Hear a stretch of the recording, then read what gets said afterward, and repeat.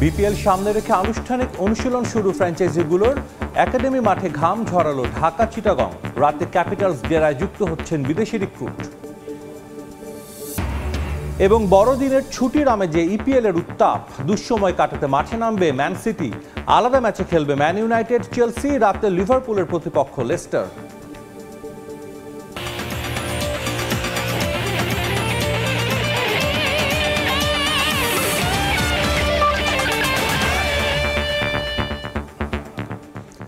বিশ্বের নানা প্রান্তের খেলাধুলার খবর নিয়ে আমাদের নিয়মিত আয়োজন খেলার সময়, আর এই আয়োজনে আপনাদের সঙ্গে আছে আমি সাজিদ মুস্তাহিদ।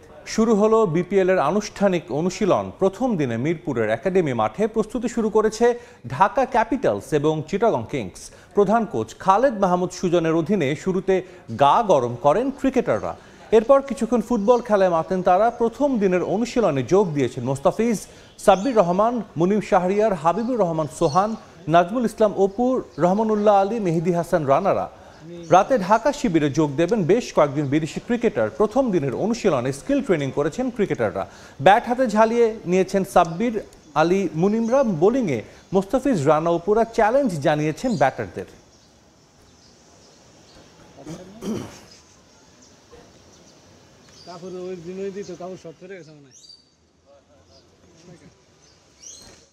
এই মুহূর্তে মিরপুরের হোম অফ ক্রিকেটে আছেন রিপোর্টার মাহবুব রিমন। বিপিএল এর দলগুলোর অনুশীলনের সবশেষ খবর জানতে সরাসরি যাচ্ছি তার কাছে। বিপিএল এর 11তম আসরকে সামনে রেখে আজ থেকে কিন্তু আনুষ্ঠানিক অনুশীলন শুরু হয়েছে। সকালবেলা অনুশীলন করেছেন ঢাকা, কিছুক্ষণ পর অনুশীলন করবে চট্টগ্রাম।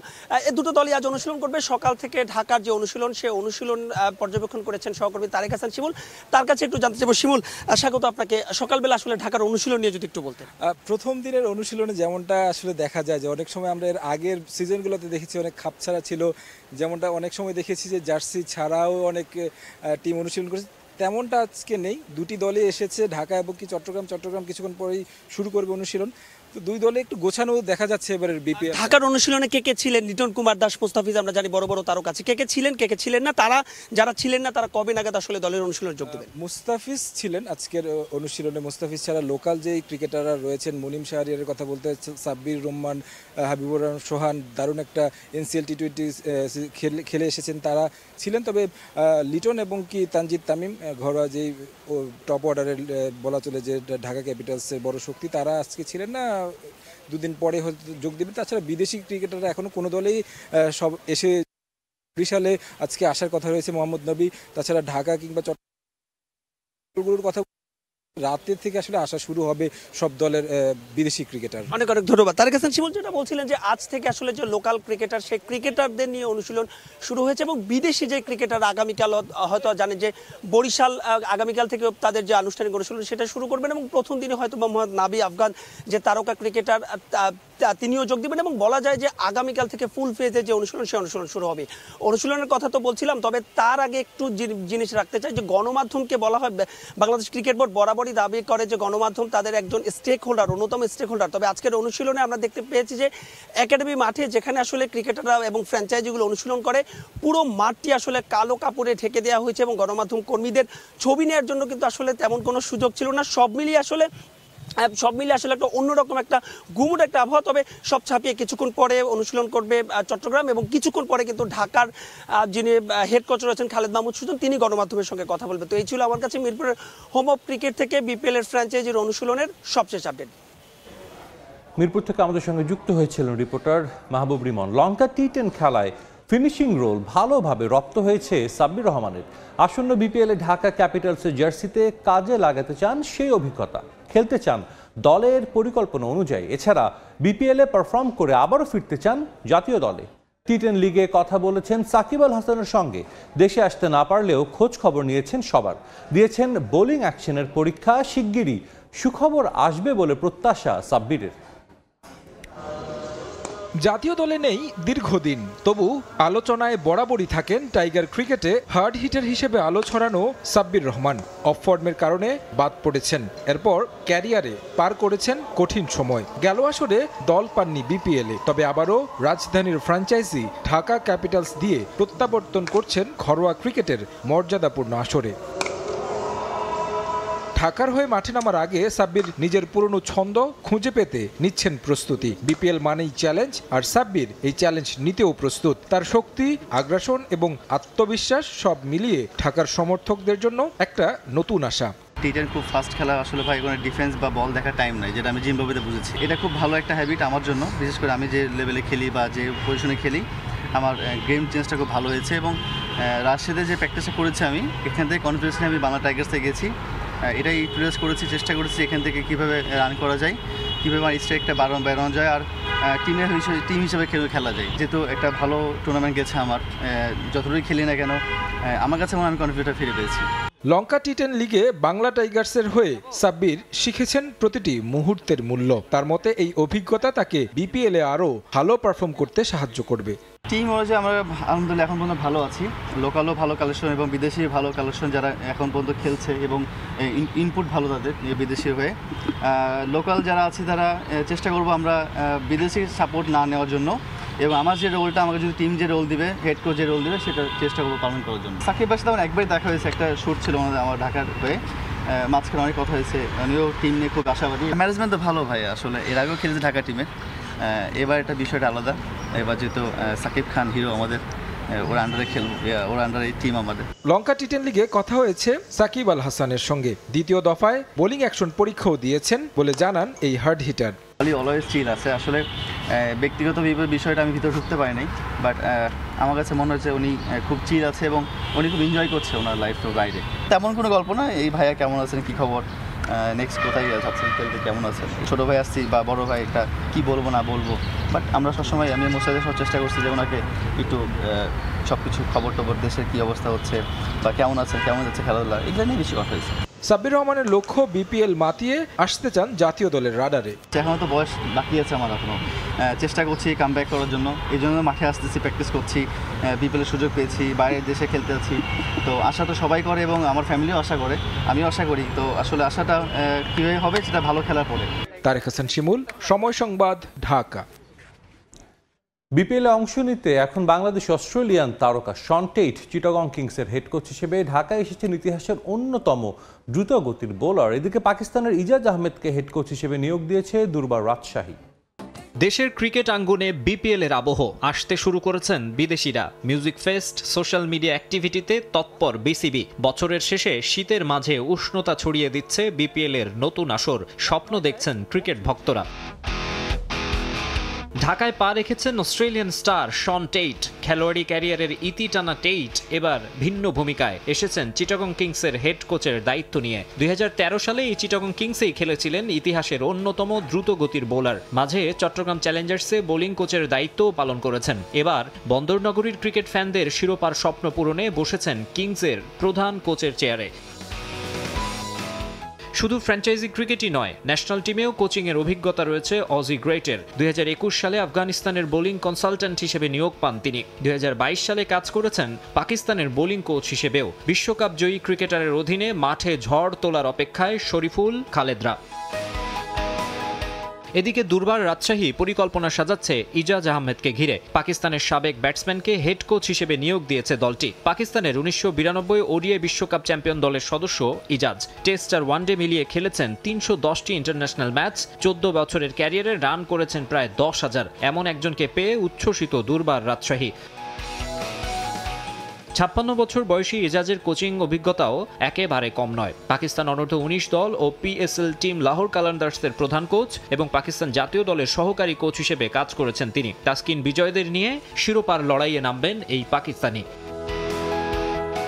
এদিকে শোনা যাচ্ছে 11তম আসরের জন্য নতুন জার্সি তৈরি করেছে সিলেট স্ট্রাইকার্স। আনুষ্ঠানিকভাবে উন্মোচন না করলেও জুলাই বিপ্লবের সঙ্গে সামঞ্জস্য রেখে ফ্যানদের জন্য স্ট্রাইকার্সের বিশেষ জার্সির ছবি শোভা পাচ্ছে সামাজিক যোগাযোগ মাধ্যমে। বাকসুম আলম খান, সময় সংবাদ, ঢাকা।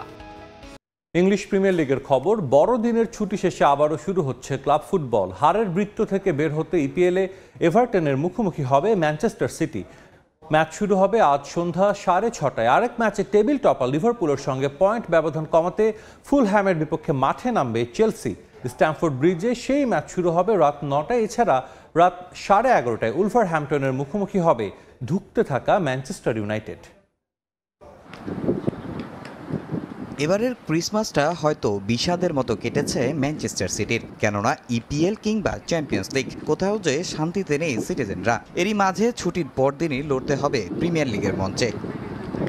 ইতিহাদে এভারটনের বিপক্ষে মাঠে নামবে ম্যানচেস্টার সিটি। দু দলের মুখোমুখি পরিসংখ্যানে এগিয়ে সিটি। এখন পর্যন্ত 197 বারের দেখায় 81 ম্যাচে জয় পেয়েছে সিটিজেনরা, হেরেছে 68 ম্যাচে। এছাড়া এভারটনের বিপক্ষে শেষ 15 ম্যাচে কোনো হারের স্বাদ পায়নি পেপ গার্দিওলা বাহিনী। তবে সবকিছু নিজেদের পক্ষে থাকলেও পারফরমেন্স পক্ষে নেই সিটির। একের পর এক হারে বর্তমান চ্যাম্পিয়নরা আছে টেবিলের 7ম স্থানে। শিরোপার রেস থেকে ছিটকে গেছে অনেক দূরে। আর্লিং হল্যান্ডও নেই সেরা ছন্দে, জানিয়ে হচ্ছে বিস্তর সমালোচনা। তবে প্রিয় ছাত্রের পক্ষে পেপ গার্দিওলা। এছাড়া বক্সিং ডে স্মরণীয় করে রাখতে চান সিটিজেনরা। শুধু একটা প্লেয়ারকে দায়ী করা মোটেও ঠিক না। বিগত দিনে সে অনেক গোল করেছে এবং দলের জয়ে ভূমিকা রেখেছে। সে এখন কিছুটা সমস্যায় আছে, তবে দলের এমন অবস্থায় সবাইকে দায়িত্ব নিতে হবে। বক্সিং ডেতে আশা করি ভালো কিছু হবে। বক্সিং ডেতে রাতের আরেক ম্যাচে স্ট্যামফোর্ড ব্রিজে ফুলহ্যামের বিপক্ষে মাঠে নামবে চেলসি। ব্লুজদের সামনে তুলনামূলক সহজ প্রতিপক্ষ ফুলহ্যাম। মৌসুমে খুব বাজে সময় পার করছে দলটা। শেষ 10 ম্যাচের মধ্যে মাত্র 3 ম্যাচে জয় পেয়েছে তারা। টেবিলে অবস্থান 9 নম্বরে। অন্যদিকে মৌসুমে শুরুর ধাক্কা কাটিয়ে ছুটছে চেলসির বাজির খোরা। দীর্ঘ সময় পর ব্লুজ সমর্থক দেখছেন শিরোপার স্বপ্ন। যদিও শেষ ম্যাচে এভারটনের বিপক্ষে পয়েন্ট হারিয়ে সে রেসে কিছুটা পিছিয়ে পড়েছে মারেস্কার শিষ্যরা। তবে কোচের জন্য স্বস্তির খবর, সাসপেনশন কাটিয়ে একাদশে ফিরছে মার্ক কুকুরেলা। কিন্তু চোটের কারণে তিনি পাচ্ছেন না ওয়েসলি ফোফানা আর রাইস জেমসকে। মুখোমুখি দু দলের 97 দেখায় চেলসির 52 জয়ের বিপরীতে মোট 12 ম্যাচে জিতেছে ফুলহ্যাম। তামিম হোসেন, সময় সংবাদ। সুইডেনের অনূর্ধ্ব 15 জাতীয় দলের ক্যাম্পে জায়গা করে নিয়েছেন বাংলাদেশি বংশোদ্ভূত কিশোর তাসিন হোসেন। তার অসাধারণ ড্রিবলিংয়ের জন্য সুইডিশ দলের ক্যাম্পে তাসিন দিনহো নামে পরিচিতি পেয়েছেন এই বাংলাদেশি সুইডিশ ফুটবলার। স্বপ্ন দেখছেন বিশ্ব সেরা ফুটবলার হওয়ার। সুইডেন থেকে আরও জানাচ্ছেন শফিউল আলম। 15 বছর বয়সী ফুটবল প্রতিভা তাসিন হোসেন বাংলাদেশে জন্মগ্রহণকারী সুইডিশ নাগরিক। মাত্র 2 বছর বয়সে পরিবারের সঙ্গে সুইডেনে আসা তাসিন বর্তমানে সুইডিশ যুব ফুটবলে পরিচিত এক নাম। ডিউরগার্ডেন আইএফ ফুটবল দলের হয়ে খেলছেন এবং সম্প্রতি অসাধারণ পারফরমেন্সের জন্য অনূর্ধ্ব 17 একাডেমি দলেও জায়গা পেয়েছেন। গত মৌসুমে তাসিন সুইডেনের শীর্ষ যুবলীগ আলসবেনাক্যান ডিআইএফ অনূর্ধ্ব 16 দলের হয়ে 3য় স্থান অর্জনে গুরুত্বপূর্ণ ভূমিকা রেখেছেন। এছাড়াও গ্রীষ্মে এসিএফ ট্রফিতে অনূর্ধ্ব 15 দলের হয়ে 2টি গোল এবং 4টি অ্যাসিস্ট করে দলের পোডিয়াম ফিনিশ নিশ্চিত করেন। ডিআইএফ ভক্তদের কাছেও প্রিয় তাসিন। তাকে ডাকা হয় বাংলাদেশ মেসি বলে। আমার ড্রিম হচ্ছে ফুটবল খেলতে বার্সেলোনাতে এবং ওয়ার্ল্ডের বেস্ট ফুটবলার হইতে একদিন। আর এটার জন্য আমি অনেক হার্ড ওয়ার্ক করি। আর আমি অনেক প্রাউড যে আমি একটা বাংলাদেশি ছেলে হিসাবে সুইডিশ ন্যাশনাল টিমে চান্স পাইছি। বাট আমার আরেকটি ইচ্ছা আছে বাংলাদেশকে নিয়ে কিছু করা। তাসিনের ফুটবলের আদর্শ লিওনেল মেসি এবং নেইমার হলেও তার জীবনের প্রধান অনুপ্রেরণা তার বাবা। 2 বছর বয়স এবং তখন আমি ওর জন্য একটা ফুটবল কিনছিলাম। আমি দেখছি যে ওর চোখে মুখে যে ওর লাইক বল নিয়ে সারা মাঠ দৌড়ালো। It seems like he can be a footballer. তখন থেকে আমি ওকে ইন্সপায়ার করতাম এবং আমি নিজেও পার্সোনালি অনেক স্পোর্টি। আমি লাইক করি বাচ্চারা তাদের অবসর সময়গুলোতে ইনস্টেড অফ মোবাইল টিভি নিয়ে বসে না থেকে স্পোর্টের সাথে এঙ্গেজ হোক, একদিন বাংলাদেশের নাম উজ্জ্বল করতে পারে পৃথিবীর বুকে। সো এটা আমার সবসময় একটা স্বপ্ন ছিল। রাজধানী স্টকহোমের হেলেনেনুন্দ স্কুলানের 9ম শ্রেণীর শিক্ষার্থী তাসিন তার পড়াশোনা এবং ফুটবল ক্যারিয়ারকে সমানভাবে গুরুত্ব দেন। ফুটবলের বাইরেও তাসিন বিজ্ঞান ও প্রযুক্তির প্রতি আগ্রহী এবং বিভিন্ন খেলাধুলায় অংশগ্রহণ করেন। বিশ্বসেরা ফুটবলার হওয়ার স্বপ্ন নিয়ে এগিয়ে চলা তাসিন হোসেন তার প্রতিভা, নিষ্ঠা এবং শিকড়ের সঙ্গে গভীর সংযোগের জন্য অনুপ্রাণিত। শফিউল আলম, সময় সংবাদ, সুইডেন।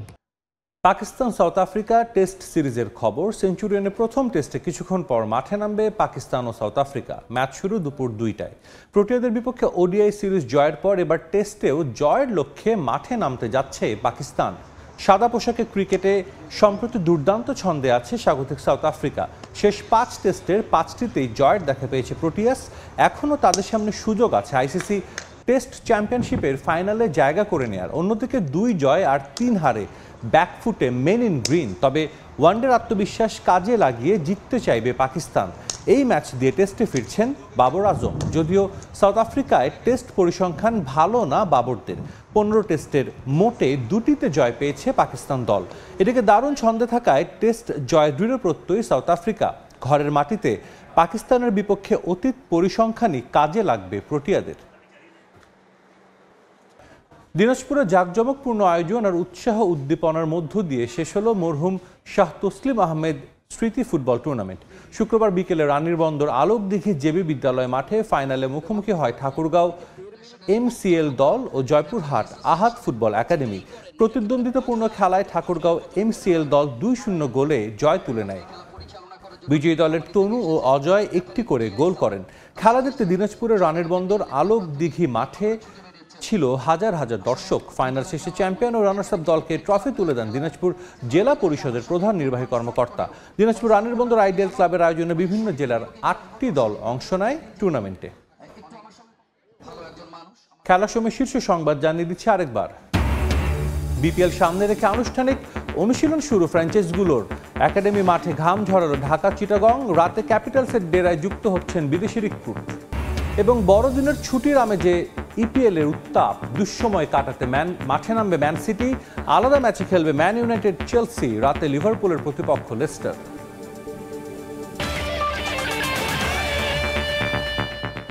এই ছিল খেলার সময়। সঙ্গেই থাকুন সময়ের।